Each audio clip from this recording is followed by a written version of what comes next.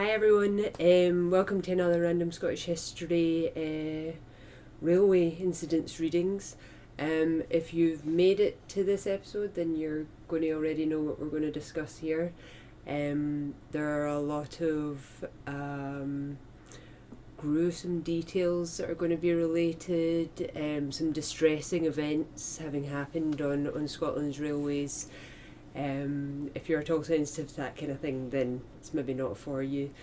There'll also be maybe some repetition. Sometimes you get an article afterwards giving more information to an earlier article that we read. And we apologise for any mispronunciations of names of people or places. May very well happen because there are a lot of both. So we'll get into these ones for March 1900. We begin with the Motherwell Times, Friday the 2nd of March. Fatal result of an accident. Thomas Ayton, fireman who resided at Polmadie and who was seriously injured on the railway near Motherwell Station, has died from the effects of his injuries in the Glasgow Royal Infirmary. So that suggests that it's a later article giving more information to an event that maybe happened in February's listings of events. So next we've got East of Fife Record, Friday 2nd of March. A question as to Anstruther Station in the House of Commons. This is a parliamentary thing as opposed to an incident per se, but see what happens. A question as to Anstruther Station in the House of Commons. In the House of Commons on Monday, Mr Dalziel asked the President of the Board of Trade whether the recommendations of his department, embodied in a report by the late Major Marinden, issued in January 1897, as to the necessity of properly laying out Anstruther Station on the North British Railway system so as to afford the usual facilities for passing trains and avoid needless danger of life and property, had yet been carried out, and whether the provision of a second platform at this station, as suggested by the Board of Trade Inspector, had been made, and if not, what steps he intended to take to make the company carry out the recommendations. Mr Ritchie: No, sir. I regret to learn from the company that the directors have not come to a decision as to the alterations of the station. The board cannot compel the company to make these desirable alterations, but I am in communication with the company on the subject. Can't be forced to spend the money on No, I imagine this will be a running theme on making the services of more use to the people. We have The Scotsman, Monday the 5th of March. Fatal accident at Burntisland. A shocking accident occurred on Saturday night at the new level crossing which gives access to the Lammerlaws from the town over the dock service railway. One of the dock workmen, named William Baxter, was making his way to his lodgings at the Lammerlaws' huts when a mineral train approached. The crossing keeper, observing the man's danger, rushed to warn him, but Baxter, unheeding the warning, held forward and was caught by the buffer of the engine and thrown down. In passing over him, the locomotive was thrown off the metals after it had severed the man's head from the trunk, causing instant death. Baxter was about 40 years of age. That's particularly horrible. That was a brutal one, yeah. No. Just derailed a train as well. Yeah. I mean, it can't have been that bad. They've not mentioned any sort of further kind of chaos or anything, but I just come off a wee bit, but that could have, They tend really to mention if the permanent way was torn up and, breakdown squads needed to be called out. Because that's expensive, you know. Yeah. So, Lives, not so much. So next up, we've got Dundee Evening Post, Friday the 9th of March. Shocking death on the railway. Yesterday morning, the body of Mr James Close, Kirkland Cottages at Glengarnock, was discovered lying on the Glasgow and South Western Railway line to the south of Davidshill Bridge near Kilbirnie, shockingly mangled. A book belonging to the British Legal Life Assurance Society, of which deceased was assistant superintendent, enabled the body to be identified. It is supposed that Mr Close had missed the last train from Dalry on the previous night and had started to walk home along the line when he was run down by the 10 p.m. train from Glasgow. The driver of which it is stated did not know that an accident had taken place till he reached Ayr. The night was very foggy. Deceased was well known throughout North Ayrshire. He was 59 years of age and leaves a widow and 6 of a family. Big Widow and family 6. to leave. I kind of find it quite interesting, the little pieces of information that they would tell you they had in order to try and make an identification. They would list any cards that the person might have on them, maybe receipts and things. They would literally list the itinerary of a person's pockets. If they didn't have an identification and weren't able to make an identification from those, I think they were detailed such in the newspapers so that maybe someone out there reading it would go, I know exactly who that is from whatever they have in their pockets. Yeah, and it's British Legal Life Assurance Society. Is that just an insurance company, basically? Yeah, I guess life assurance. Life assurance, insurance, yeah. whatever that happens. They assure your life. They can assure you that you will have one, maybe. I don't know. Didn't work out. Anyway. Seems like life insurance. Very short one. This from the Leith Burrs Pilot from Saturday the 10th of March. Interesting fact. Railway accidents are so rare in Holland that an average of only 1 death a year results from them throughout the entire country. And we know at this point how Scotland's railways were in comparison already. I'm not feeling too well. I wonder what the difference in population quite size one is. fatality. I don't know. I would think Holland would have more of a population. I think Holland would have more. So per head, they're probably, Depends. Are they saying Holland as in the whole of the Netherlands? Or are they taking Holland to be a region of the Netherlands? I don't know. I know there's, regardless, I think there's more of a population there. Geography is not so great, unfortunately. Apparently the railways were great. So, Good on you, Holland. So next up we've got Edinburgh Evening News, Monday 12th of March, railway smash at Cambuslang. Early this morning, while the 4:40 goods train was entering Cambuslang station, 3 wagons at the rear end of the train went off the rails and drew a large part of the platform coping along with it. The rails were bent and the permanent way for about 50 yards damaged to such an extent that it had wholly to be relifted. A large squad of workmen were soon on the scene and cleared the down line, which was in working order about 2 hours afterwards, allowing the trains to work single line. The up line by 9 o'clock was also in working order, but from the time of the accident, passenger traffic was completely disorganised. It says it took a large part of the platform coping along with it. What was coping? Just what makes up the platform, maybe? Coping, I would think it was probably from what the train could come in contact with. It's going to be the edge of it. Maybe the whole side of it has been taken away. They weren't always made of like stone and bricks. There were wooden platforms and things at that point too. So yeah, I mean it would be easy to break, but quite seems easy like to it's fix in an a couple edge hours, that's been taken off it. But it's also pulled up the whole permanent way for 50 yards, and that's like your rails and track and everything. That's all been disorganised. So yeah, that would be a wee bit of work for them. We have the Dundee Evening Post for Monday the 12th of March. Engine driver's sad death. On Saturday afternoon, John McSkimming, an engine driver who resided at Railway Blocks Hurlford, was accidentally killed near Auchinleck. While on duty as driver of a mineral train, he was on the tender of the engine when his foot slipped and he fell, his head striking the footplate. Death was instantaneous. Deceased, who was an elderly man and a widower, resided with a married daughter, his family being all grown up. Yeah, just a wee slip and fall.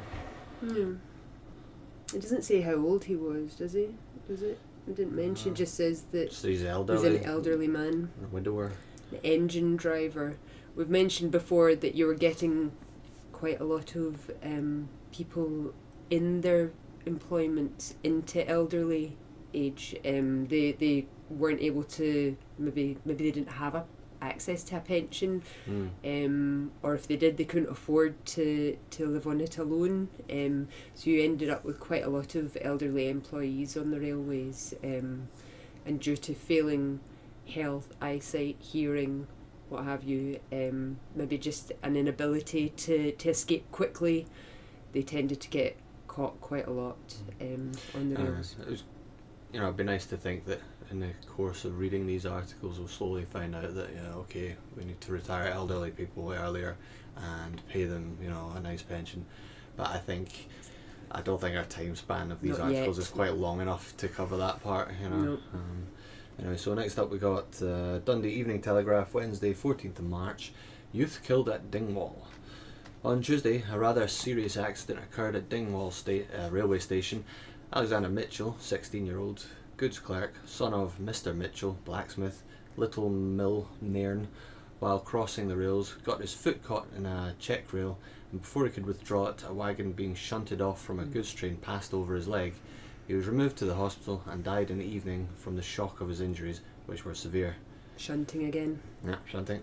Shunting. What to answer for? Shunting. 16-year-old kid as well. Where you had on the one hand the elderly varying faculties failing and leading them to get hurt, you also had very young people employed on the railways, and maybe in a lot of those cases it was inexperience that was leading them to get injured and killed on the lines. And recklessness, Well, and the teenagers, they think they're invincible. super hardy. So we have the Dundee Evening Telegraph next from the Wednesday the 14th of March. It's a railway smash in Fife, brakes fail at an incline, engine driver killed, miraculous escapes. There's 4 headlines for that one. This morning, a smash occurred on the railway between Fife Coal Company's pit at Kirkford and the junction at Cowdenbeath, with the result that an engine driver was killed and considerable damage done to rolling stock. The railway from the pit to Cowdenbeath is downhill, and it appears that early in the morning the colliery engine started from the pit with a heavy race of loaded wagons.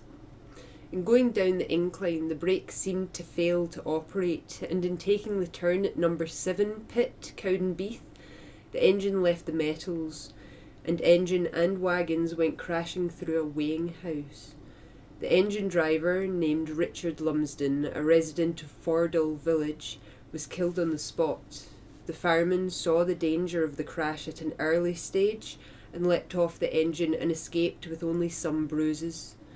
The weighman, who was stationed at the weighing house, had just left his post as the train came forward, and he escaped with some cuts about the head from some of the debris. The permanent weigh was torn up for a considerable distance, the engine was wrecked, and the wagons lie a huge heap of wreckage. Squads of men are at work clearing up the wreckage.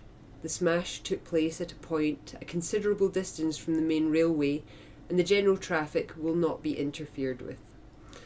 So it's just an example of the collieries using the same kind of system as the passenger railways, where you ended up having the same kind of accidents as a result. I keep calling it the permanent way. It just means Permanent like the way. main line, basically. That seems to be your main line, with the wooden slat tracks and everything that constitutes them seems to be the permanent way. It's a road for trains. So, yeah. Okay, next up we've got Aberdeen Press and Journal, Thursday 15th of March, fatal result of accident at Dingwall. Sounds like a continuation of the earlier one. Could be. Coincidental, same place maybe. Anyway, so it's Alex Mitchell, goods clerk at Dingwall, who, as reported, met with an accident on the railway, died in Ross Memorial Hospital there yesterday from the results of the injuries he sustained. Mitchell, as stated yesterday, got his foot caught in a check rail on Tuesday morning, and before he could release it, a wagon had passed over it. At first it was thought he could come round all right. Deceased had only been a week in Dingwall. He was the son of Mr. Mitchell, blacksmith, Little Mill, Nairn. The next is from Airdrie Coatbridge Advertiser, Saturday the 17th of March. Serious railway smash. A serious railway collision took place yesterday forenoon at Motherwell railway station, as many as 24 passengers being more or less injured thereby. It seems that the 10:15 a.m. train express Glasgow for Lanark was standing in the station when, from some cause that is at present not very clear, It was dashed into from the rear by an engine that was working a ballast train on the same line. The effect of the collision was that 1 or 2 carriages of the passenger were telescoped and 1 or 2 thrown off the rails. The line in consequence was blocked for over an hour, but a flying squad of workmen soon arrived in response to an urgent call addressed to the Caledonian offices in Glasgow, and they quickly cleared the rails. Thereafter, the traffic was resumed without more interruption. Among those injured are the following: Inspector Cunningham, Caledonian Railway, Motherwell, shock. Mr. Robertson, Burnhouse Ways, Moss End, he had a slight bruise on the head. John Letham, Iron Merchant in Coatbridge, shock. A. Macmillan, Stevenson Park, Curluke, slight shock. Lloyd Hamilton of Chalmers and Ormiston, Coatbridge. R.C. Fowlis, Brandon Street, Motherwell, slight shock. John Sherlaw of Messrs. R.Y. Pickering and Co., Wishaw, also shock. So, shocking railway smash right there. Not too many injuries, but quite a lot of shock all round by the sounds of things. Okay, so next up we've got Kinrossshire Advertiser, Saturday 17th of March. Railway collision at Aberdeen. A railway collision, which resulted in considerable damage to rolling stock, occurred early on Monday morning near Aberdeen Joint Station. The traffic to the south and D side was greatly disorganised in consequence of the main lines being blocked, but the service was maintained by a single line. The accident took place at Deburn Junction South. In crossing the facing line at this point on its way to the goods yard, a Caledonian milk train from Stonehaven and a train of empty carriages which was being shunted out of the station collided. The train from Stonehaven had been slowed down, but seeing that a collision was inevitable, the driver and fireman jumped off the engine and were uninjured. The engine, which was being run tender first, was derailed and greatly damaged. The wagon next to it was demolished, but the van sustained comparatively little damage. The guard fortunately escaped unhurt. The train of empty carriages, consisting of 13 coaches belonging to the Caledonian and North British Railway Companies, suffered most by the collision. 2 of the Caledonian carriages were overturned, 1 was derailed, and another, which received the full impact of the collision, was smashed to pieces. The rails at the point where the collision occurred were twisted, but the permanent way was too seriously damaged. Breakdown squads were sent to the scene of the accident from the workshops of the Caledonian Railway Company at Ferryhill and of the Great North of Scotland Railway Company at Kitty Brewster, and the lines were cleared and repaired of traffic early in the afternoon. Mr. Charles Smith, District Manager of the Caledonian Railway Company, and other officers were present soon after the collision occurred and superintended the operations of clearing the line and conducting the traffic. Kitty Brewster is a place that's mentioned quite a lot. I never heard of that until these articles. Quite a lot of these events happened at Kitty Brewster because it's a name that I recognise. It comes up often. Maybe that's just really accident prone in Kitty Brewster. There's lots of really action hero moments in these incidents while people just doing like superhero dives off leaping trains off and then stuff, to save themselves. And once again, shunting is responsible. Yes. Like, we should really campaign for an ad campaign. Shunting warning in people special of shunting. trains. See, because even people had experience of working on the lines and so kind of knew when trains were to be expected in order to avoid them. Special trains subverted all of that because they would be run just as needed kind of thing, so they were never expected. Unless waiting to happen. Unless you were part of the organisation of those trains. So special trains also have quite a lot to answer for. They're responsible for quite a lot of really terrible accidents. Mostly because I think they were more of a surprise than anything else. We'll keep an eye out for them fixing that in a later article maybe. We'll see. Glasgow Herald, Wednesday the 21st of March. Stranraer, woman killed on the railway. Yesterday, a distressing fatality occurred in the railway line, a few hundred yards from the station.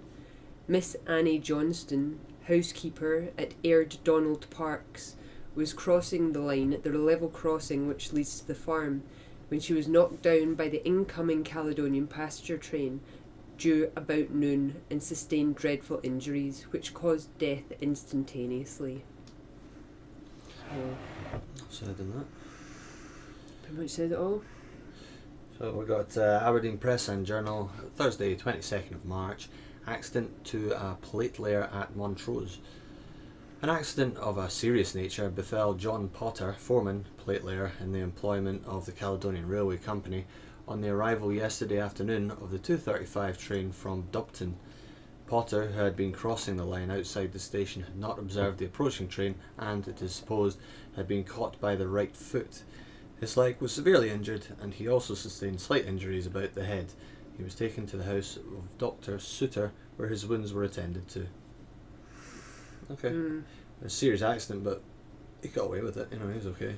Yeah, a lot of these people Possibly. were treated in cottage hospitals, which was really just a nearby location with a room set up as a kind of temporary infirmary. Doctors' houses as well, but doctors would also make the run themselves, either out to stations or to people's houses in order to treat them. People weren't really taken to hospitals unless it was an accident that meant they needed an amputation or some serious, help. That's it. I mean, a general practitioner in those days, a GP, was much more general because he played the role of the paramedic and the everyone would the have known him hospital too. owner. So if an accident everybody happened, knows, they'd have known which house to go and make a call on the doctor to.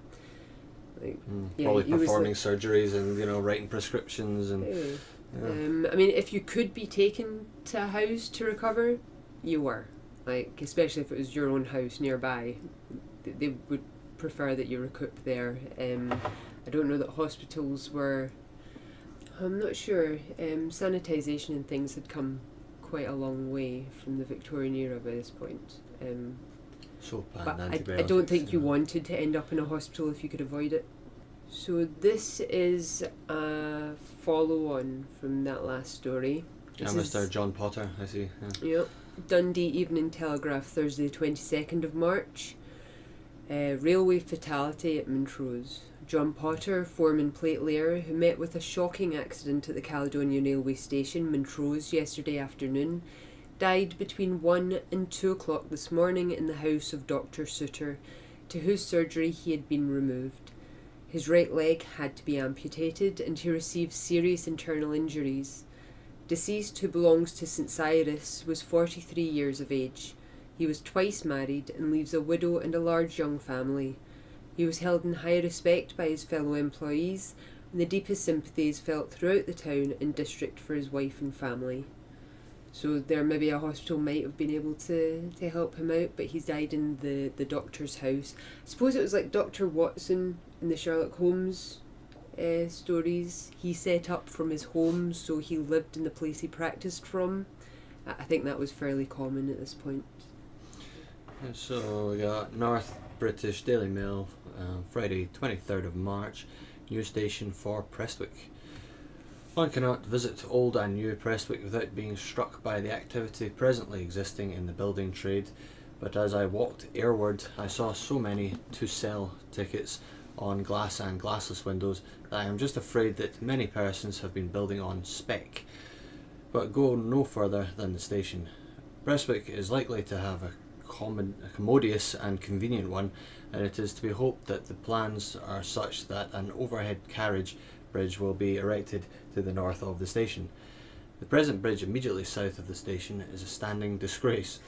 There is a dip down to it, and as the breadth permits of only one vehicle to pass under at a time, and as the old station buildings are so constructed that a train gives no warning either to drivers or horses of its approach, the consequence has been that numerous accidents have happened, amongst those who have had a narrow escape being Lord Rutherford Clark and Sir James Gibson Craig. The golfers, of course, are adverse to a bridge being placed to the north of the station, as they desire to maintain the already easy access to the course. Prestwick having extended shoreward, there is a great want of an overhead carriage bridge between the antiquated one at the station and King Case, which is half a mile away. Well, you don't want to disappoint the rich guy golfers, Yeah, you want to maintain their golf courses for them, and notice that it seems that not until Lord Rutherford Clark and Sir James Gibson Craig had near misses that this is being talked about. So seems it's not just the poor people that are getting affected by this. It's the rich people as well. Oh no, wait, we the need to put a stop golfers, to that. You know, the golfers might have to contend with the noblemen who want to save their lives in this case. So the Glasgow Herald, Saturday the 24th of March. Fort William, fatal result of a burning accident. John Gilday, a workman in the employment of James Young Limited, contractors for the Invergarry and Fort Augustus Railway, died in the Belford Hospital, Fort William, last night as a result of a burning accident during the previous night. He had been left in charge of a locomotive near Altra, and during his watch, finding the engine fire low, he was in the act of throwing some naphtha on the fire when his clothes became ignited and he was shockingly burned. Deceased, who was about 24 years of age, was believed to belong to Broughty Ferry. That makes me think he's putting that... naphtha? Yeah. Is that not the stuff like Romans and ancient Egyptians used to It siege weapons and stuff? napalm. Yeah, napalm. Like, it's probably where they got the word, maybe. Yeah, maybe. So, Falkirk Herald, Saturday 24th of March, distressing railway fatality. On Monday last, an accident of a distressing character occurred on the railway at Manuel Station, by which a man named John Scullion, aged 47 years and residing in Linlithgow, lost his life. The deceased, who was employed as a surfaceman, had, after having taken his dinner, been proceeding, along with some other men, towards the station. They required to cross the railway, and it was while doing this that the sad fatality occurred. It appears that a mineral train had been engaged in shunting operations in the vicinity of the station, that the train came up unobserved by the deceased, who was knocked down and run over. He was seriously injured about the legs and head, and though not killed instantaneously, he succumbed to his injuries while being conveyed to Linlithgow railway station shortly afterwards. The deceased, who resided with his sons in Linlithgow, was of a quiet and unobtrusive disposition, and was much respected by those who knew him. It may be mentioned that on the accident occurring, first aid was rendered by the members of the Manuel Station ambulance class. First aid was... it seems to have been initially practised by workers on the railway, from what I can gather. So you would have men train up as ambulance men, but they would also be firemen and engine drivers and wagon stalkers and things. But they would train on the side to get their first aid. You've done that. Their first aid certificate. And obviously the kinds of accidents that they were dealing with were of a real severe nature. They would have to know how to ligature up limbs and things, and I don't know. Oh, I hate to even think. They would have had to have dealt with some really horrible accidents in their work. But there are articles talking about the prizes that were given to them. So and they would receive medals occasionally if they participated in saving somebody's life or had the presence of mind in an event to assuage some greater evil. They were rewarded for their work as well. As well they should be. Yes. They were definitely useful and became more useful on the rails. But I do think that's where first aid really started in Scotland, was on the lines. So we've got Dundee Evening Post, Monday the 26th of March, station agent's accident. Robert Taylor, station agent in Dice, Aberdeenshire, had both his legs terribly crushed this morning. It appears that he was standing on the platform talking to a passenger of the 8:35 train from Keith when his foot accidentally slipped and he fell among the carriage wheels as the train was leaving the station. He was conveyed to the Aberdeen Royal Infirmary, and it is feared that both legs will have to be amputated. Tended to be the result of crushing injuries, was amputation. Might find out about the aftermath of that later. Yeah, maybe. Okay, so next up we've got Glasgow Herald, Tuesday 27th of March, and we've got railway accident at Hamilton, 2 men killed and 1 injured. Yesterday morning, an unfortunate accident happened on the west side of Hamilton Central Railway Station, resulting in the death of 2 men and the injury of another, the whole of them being platelayers. Owing to the mineral subsidences, there have been numerous accidents to trains within the last few months, and the scene of the present accident has for a long time occupied the attention of the plate-laying staff of the Caledonian Railway Company. Latterly, they have been erecting new signals. All Sunday, a staff of several hundred men were engaged completely relaying the permanent way, and they left behind them yesterday morning a number of men to complete their work, amongst them being the victims of the present mishap. They were engaged at the Orchard Street Bridge, and in stepping aside to avoid a mineral train, 2 men were knocked down by a passenger train of 4 carriages which was coming down the incline from the goods yard. James Manning, 33, back of Barnes, Hamilton, and Richard Hamilton, 25, Drygate Street, Lark Hall, were found after the train had passed lying on the rails, horribly mangled. They were at once removed to the platform, where they were attended by Doctors Kerr and J.R. Watson, who dressed their injuries, after which they were both conveyed by special train to Glasgow Royal Infirmary. Hamilton died in the course of the journey, while Manning succumbed to his injuries in the infirmary. A third man, Charles Fries, was injured by a portion of one of the carriages while trying to draw the attention of the driver to the accident, which was by this time apparently imminent. He is a foreman platelayer and resides at Coatsland, Blantyre. He was injured on the back. Hopefully he was okay. I mean, the mineral subsidences, there seem to be quite a lot of that going on. Mines. There are a lot of mines everywhere. And Hamilton and Coatbridge, especially Coatbridge Sunnyside Station, is mentioned as having a subsidence under the line because a mine was so close to the surface of where the tracks were. That seemed to happen quite a lot, where mining activities and railway activities coincided. Okay, this is a fairly big event. Certainly is. So we have from the Dundee Evening Telegraph, Wednesday 28th of March. This is a serious collision in Glasgow. Workman's train wrecked, carriages telescoped. And we talked about that in a previous episode, the telescoping of carriages being unfortunately quite a common thing.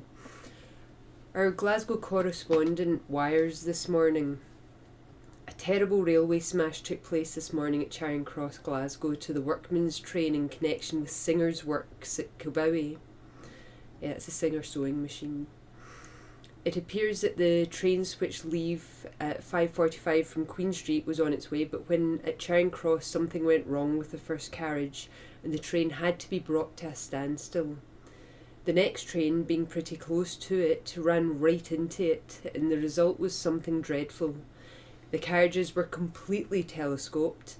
It is stated that there are several killed and many injured. Another correspondent telegraphs.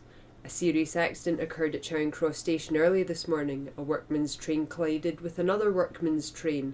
3 coaches were telescoped, both trains were crowded, and a large number of workmen were injured. Train crowded with workpeople, many narrow escapes. The following are further particulars of the railway accident this morning. The accident occurred at Charing Cross Station on the North British Railway. A Clydebank workman's train was standing on the platform when another workman's train dashed into it from the rear. 3 carriages of the stationary train were telescoped. The coaches were filled with passengers, and a large number of them were injured, many severely. So far as is known at present, no one has been killed. The guard of the stationary train, hearing the train coming on, endeavoured to stop it. He was caught in the wreckage and badly injured. 3 killed, 17 injured. The Central News Glasgow correspondent telegraphing later says, the supposition that no one was killed in the railway accident this morning is not borne out. Among the wreck have been found 3 dead bodies. The total number of injured is 17. The number of injured was 17 and 14 have been removed to the infirmary. Of the killed, 1 was taken from the wreckage dead, The other two expired on the way to the hospital. The injuries of the wounded are very severe, several having fractured limbs and skulls. Collision in the tunnel. Telegraphing later, a correspondent says, the facts of the collision are these. A heavily laden train conveying several hundred workmen from Bridgeton Cross to Kilbowie to the works of Singer & Co. sewing machine manufacturers was passing through the tunnel, 2 miles long, when something went wrong with the Westinghouse brake, and the train was brought to a standstill. In the darkness, a second workman's train had pulled up at the mouth of the tunnel at Queen Street, as the signal was against it, and it was stated that the Queen Street signalman telephoned to Charing Cross asking the cause of the delay, and that he received the reply, "Line clear." He therefore allowed the second train to pass into the tunnel, and this train, on nearing the centre, dashed into the rear of the standing train. The guard's van and 3 rear carriages were smashed, the wreckage being piled up to the roof of the tunnel. The greatest consternation ensued, as the tunnel was black as night. The men who had escaped lit matches and candles, which they usually carried with them, and the injured were speedily aided by their fellow travellers. Some of the men meanwhile hastened along the tunnel, and doctors and ambulances were soon in attendance. Both lines were blocked, and the work of rescue was most difficult owing to the confined nature of the scene of the disaster.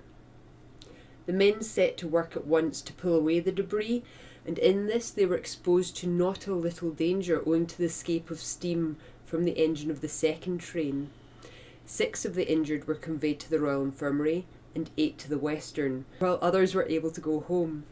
The accident would have been much more serious but for the speed regulations laid down whilst travelling through the tunnel, as the trains were packed. The driver of the second train did all possible to minimise the impact when he saw the rear red lights of the first train, but the accident was practically a thing of the moment. The names of the killed and injured are up to the present withheld by the railway officials. The killed. A 4th death has now to be recorded, the names of the killed being John McGill, 18 years old, cabinet maker, 122 Garngad Road; Frank Connor, 20 years old, labourer, 70 Garngad Hill; Thomas Roger, 17 years old, labourer, 6 Bright Street Townhead; Alexander Moore, 17 years old, 9 Balmain Street. The cause of the accident: signalman detained in custody. The cause of the accident is under investigation and no definite explanation can yet be given by the authorities, but the allegation is that James Rentoul, the signalman at Charing Cross, signalled the line clear for the second train, apparently having failed to observe that the preceding train had not passed the station. Rentoul was taken to the Western Police Office, where he had been detained while inquiries were being made. Mr. James N. Hart, the Procurator Fiscal, proceeded in the forenoon to the scene of the disaster and made official investigation into the circumstances. The scene at the company's offices. When the news of the accident became known, a large number of men and women from all parts of the city, especially from the East End, where so many of the Kilbowie employees reside, called at the offices of the company in Queen Street to require whether any of their friends were killed or injured. At times, they simply entered the building in crowds, and so great was their number that they were admitted in batches into Mr. Cunningham's room, where several officials were entrusted with the task of answering questions. Anxiety was written on their faces as they made inquiries, and when the reply was satisfactory, there were evident signs of relief. Several women, on hearing that their dear ones were included in the lists, completely broke down and had to receive assistance before they were able to leave. That is quite the accident. A lot going on there. Bridgeton Cross getting a mention, represent. Yeah. I mean, quite a lot of the line between Queen Street and Charing Cross is in a tunnel, it is underground. So there's a lot of space for that to have taken place in, but amount of telescoping of carriages, figure after a while maybe just put a giant spring at the front and rear of trains, and just try and sort that out. I mean, that's it. This is like only the third month of these articles, and there's just so many accidents. It's crazy. Can you imagine this many accidents modern times? Like, well, there would be after a month outrage. would be outrage. It's like, wait, no, just shut it down. Stop the trains all across the board until we figure out what the hell's going on here. Yeah, I mean, you get one accident at, say, a theme park. Oof. The ride is entirely closed. Investigations are made. The theme park itself has a lot to make up for thereafter, kind of thing, Headlines for 6 months, Yeah, no, these railway companies didn't seem to be doing much to mitigate these accidents at this point. So next up we've got Northern Chronicle and General Advertiser for the north of Scotland, Wednesday 28th of March, and it's a fatal railway accident inquiry. An inquiry into the circumstances attending the death of Alexander Thurburn Mitchell, goods clerk at Dingwall Station, and who died from the effects of a railway accident at Dingwall Station on the 30th of March, was held in Dingwall Sheriff Court by Sheriff Deputy Howden and a jury on Monday. The principal witness was Dr. Pendersmith. The 13th, he was called to the Ross Memorial Hospital and found the deceased were there suffering from serious injuries, to which he attended. The lad died at 10 o'clock the same night from severe lacerated and contused wounds on the right leg, probable internal injury and shock. 3 witnesses connected with the railway, Robert Murray, lorryman, James Ross, clerk, and Finlay Davidson, clerk, explained their surmises as to how the accident happened, nobody having actually seen it. It appears that some shunting was going on in a siding near the goods shed. The deceased went out to go to the station with some invoices for the Sky train. On his way, he had to cross a set of rails. It was conjectured that while crossing these rails, he observed a train of wagons being shunted back in his direction, and that he made a spring back to avoid them. In doing so, his foot must have slipped down between the rail and the check rail, and before he could extricate it, the wheel of the first wagon had struck his leg and knocked him down, passing over his foot. This surmise was borne out by the fact of the lad's boot being found, much torn and marked, jammed between the rail and the check rail, the laces having been burst and the foot crushed out of the boot. As the engine engaged in the shunting was at the south side of the goods shed, neither the marshalman nor the engine driver could observe what had occurred. The jury unanimously found that the deceased sustained serious injuries by being run over by the wheels of a railway wagon on the railway near the goods shed at Dingwall Railway Station on the 13th of March 1900, and that he had died in the Ross Memorial Hospital about 10:15 o'clock on the evening of that day from severe lacerated and contused wounds of the right leg, probable internal injuries and shock. The unfortunate youth was only 15 years old and was the son of Alexander Mitchell, blacksmith, in Vermill in Nairn, as a young kid. Yep. Lots of those. No one escaped. Dundee Evening Post, Thursday the 29th of March. Shocking fatality at Cowdenbeath. Soldier killed on the railway. The dead body of a man dressed in the uniform of a Seaforth Highlander was found late last night lying on the North British Railway near Cowdenbeath. The back of the head was badly smashed, the brains protruding. Deceased was supposed to have been a passenger by the 8 train from Perth to Edinburgh, and he must have fallen out of the carriage. Jeez, a wee bit more detail than required, I think. Yeah, they like to be grim. Okay, so next up we've got Dundee Evening Post, Thursday 29th of March. The Glasgow railway disaster, signalman remitted to the sheriff, another death today. James Rintoul, signalman, was today remitted to the sheriff on a charge of culpable and reckless conduct, that being signalman at Charing Cross, he allowed 2 trains to collide in the tunnel, causing the death of 6 people and injuries to 23 others. Rintoul felt his position very keenly. This morning, John McIntyre, a mechanic of Rotten Row in Glasgow, who received serious injuries in yesterday's disastrous collision at Glasgow, succumbed to his injuries. This makes the 6th death in connection with the catastrophe.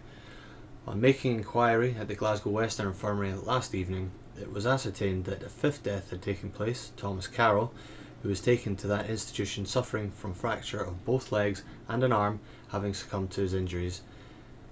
William Mills and John Kirkwood were reported to be suffering severely from shock to the system, besides injuries to the legs and arms, and the doctors considering that the men were not yet out of danger.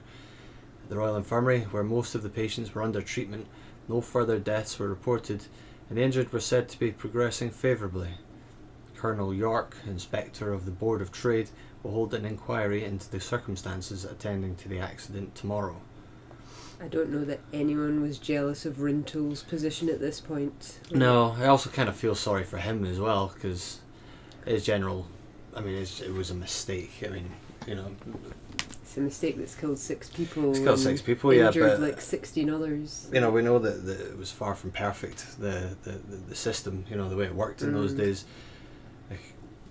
It's just really bad luck, I guess. It said in the previous article Possibly, that he hadn't noticed the train hadn't gone by the station, like that the train hadn't passed him. So, if it's his job to notice, then he's just in the wrong. Obviously, that's what they're deciding at the moment at this point. More to come. Dundee Courier, Saturday the 31st of March. The Cowdenbeath Railway fatality. The dead body found on the railway near Cowdenbeath on Wednesday night has been identified as that of David Small, a Royal Reservist who resided at Ingliston Street, Edinburgh. Deceased was one of 30 or 40 reservists who were travelling from Fort George to Edinburgh. He was seen to fall out of the railway carriage near Cowdenbeath, and his companions gave information to the railway authorities on the arrival of the train at Edinburgh. Deceased was 41 years of age. He was married and leaves a widow who identified the body last night. You wonder how... It was weird that his companions would see him fall out the train, but he's not seeing them to know that the door he's exiting out of isn't into a carriage or compartment, but outside the train. Yeah, I assumed alcohol was likely involved. I don't know. Maybe. I don't know the logistics of that. It was usually because it was so dark, people didn't know that the door they were opening wasn't into a carriage or compartment. I'll certainly add to it, yeah. Getting turned around, going past somebody and then whoop, the wrong door. Right, so next up we got Dundee Evening Telegraph, Saturday 31st of March. Fatal accident in Fife. Boy's sad death, run over and killed by his father's engine. At Lumfinnan's Colliery siding near Cowdenbeath last night, James Innes, a boy of 2 years of age, son of James Innes, engine driver, was run over by a train of wagons and fatally injured. The boy had been playing about the siding when shunting was going on. A sad feature about the accident was the fact that the engine was driven by the lad's father. The father saw people running at the rear end of the train and on coming up to the scene of the accident found his own son so badly injured that he died within an hour. That's obviously quite horrible.